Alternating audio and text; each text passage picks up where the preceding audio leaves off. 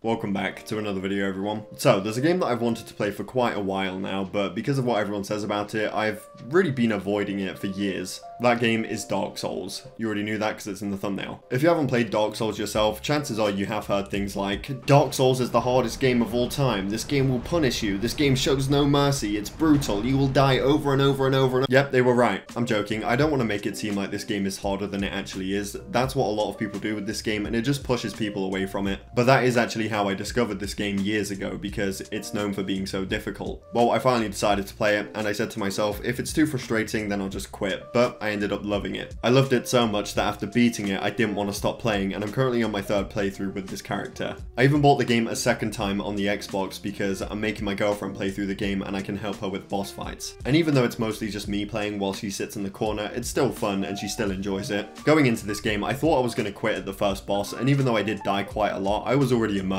at that point. I didn't want to quit after dying a bunch of times at the first boss. I wanted to keep going. I was wrong about it. I thought it was going to be frustrating dying to the same enemy multiple times, because that does happen. You are going to die at certain parts multiple times, but it rarely ever felt frustrating. Notice how I said rarely, because there are a few parts that made me want to chuck my PS4 out the window, but we'll get to those later. And that feeling you get when you finally beat a boss, or you finally beat an area that you've been trying to do for a while now, it's unmatched. It's been so long since I played a game that got me this hyped after beating the boss fights. In fact, I don't think I've ever played a game that got me this hyped after beating the bosses. Something else in this game that feels just as good is finding a bonfire to rest at after going through a bunch of tough enemies. And one of the more satisfying feelings in Dark Souls is when you return to an area later on in the game and you can breeze past all of the things that caused you so much trouble at the beginning. Like the knights, for example. I had basically a full-on boss fight with these guys at the beginning of the game, and then I return later on and they die in one hit. It's so satisfying and so rewarding. They're the kind of feelings that made me want to keep playing. Now, while I did feel like the game was completely fair, there were a few parts of the game where the difficulty felt flat out bullshit. For me, it was in Anor Londo. You go down this long path, kill a bunch of enemies which aren't that bad. They can cause a bit of trouble at first, but when you do it countless times like I had to do,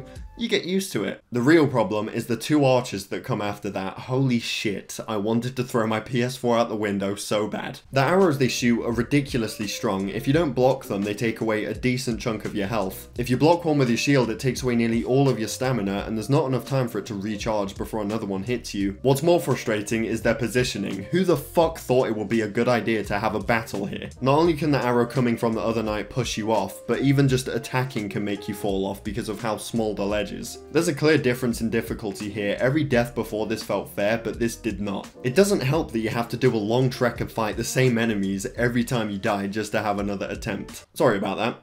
Just had to express my hatred for that part of the game and get that off my chest. My original point was the majority of the game felt fair, and parts like this definitely highlighted that. But while we're talking about Anor Londo, that was probably the most frustrating area in the entire game. Not only do you have the archers I just spoke about, but you have a silver knight around nearly every corner, which aren't tough to kill, they're just annoying because of how many there are. But the part before you fight Smough and Ornstein was what annoyed me the most. Before you can summon Solaire to help you with the boss fight, you have to kill these two giant golem things. And when I eventually cleared out all the enemies leading up to this part and finally summoned Solaire, I just want to say thanks to the guy that invaded us and killed us both before I had the chance to enter the boss fight. Do you get enjoyment out of this? For those of you that don't know, it's primarily a single player game, but there are co-op moments throughout. Like I said, sometimes a player can help you out during a boss fight, but there's also players that can invade and kill you. Sometimes they're manageable and you can have a decent fight against them, other times are in Anor Londo. I got invaded like 4 times while I was there. I didn't even know attacks like this existed. If you get invaded here, just give up.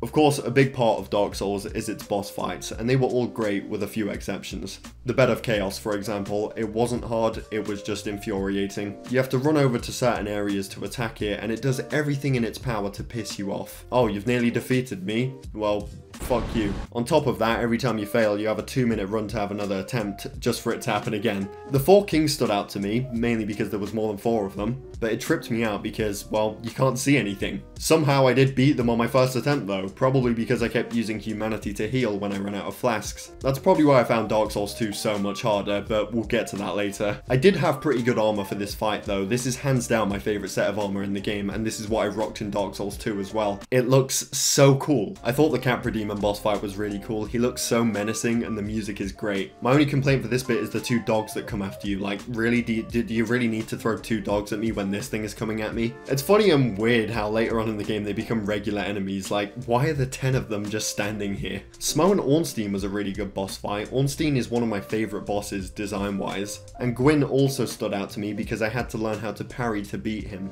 I didn't parry a single time throughout my entire playthrough, so I died to Gwyn a solid 20 times. I got so close on some of them, but if you miss a parry, it can be very hard to recover from it. I'm sure some people have beat him without parrying. I'm not that good. It felt so rewarding to finally succeed though. Now the DLC bosses were definitely the toughest. I got lucky with the Sanctuary Guardian, managed to get it on my first attempt, but came very close to dying at one point. I didn't know this would happen as soon as I walked in there. Calamite tore me apart time and time again, managed to get close on a few of them, but something would always happen towards the end. I'd have to say that personally, this was the hardest boss in the entire game. And Manus, Father of the Abyss, this guy does not give you a chance to do anything. Constant attacking, barely any time to heal, he's constantly dragging you around. Apparently he can summon a baby Sif, but I could not find his summon sign for the life of me. I would have loved to summon him because 1, baby Sif sounds cute, and 2, because I felt bad for killing him earlier. I don't care if he was tearing me to shreds, he's still a good boy. Sometimes the fog door gave me more of an adrenaline rush than the boss itself did. Stepping into the fog, not knowing what's on the other side. I go through and, oh look at that, it's already coming at me. The intense music starts playing. That's how you know when shit gets real in this game, because it starts playing music. I want to quickly talk about New Game Plus. It's what happens when you beat the game and get reset to the beginning. You keep nearly everything you have, all your weapons and armor and stuff like that, but the enemies are stronger and they deal more damage. Technically it is harder because of that, but I found it easier because you've already beat the game. You're overpowered enough to the point where the extra damage and the extra health, it really doesn't matter.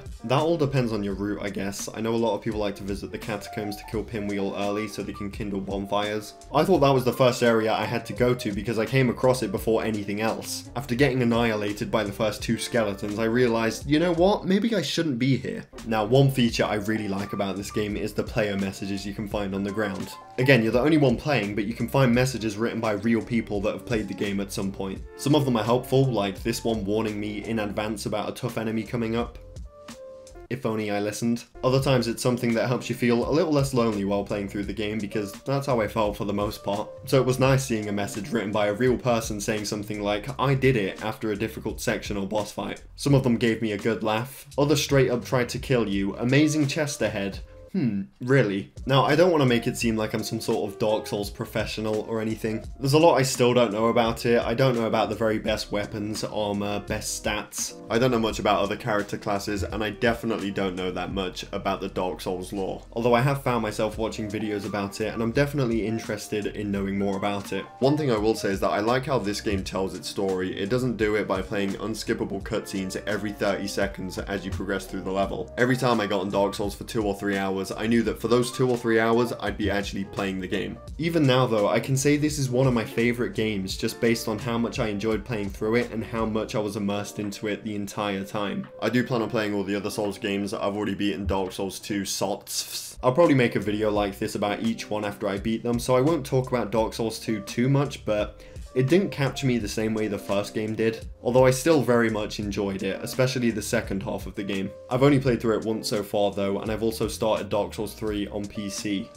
with a PS4 controller that shows up as Xbox buttons. But that being said, thank you for watching. I hope you all enjoyed. Sorry if my voice has been a bit weird throughout the video. I've already recorded a video today, and I've been recording for this video so far for 1 hour and 6 minutes, and I'm starting to lose my voice. So thank you for watching. Definitely subscribe if you're new here, and I will see you all in my next video.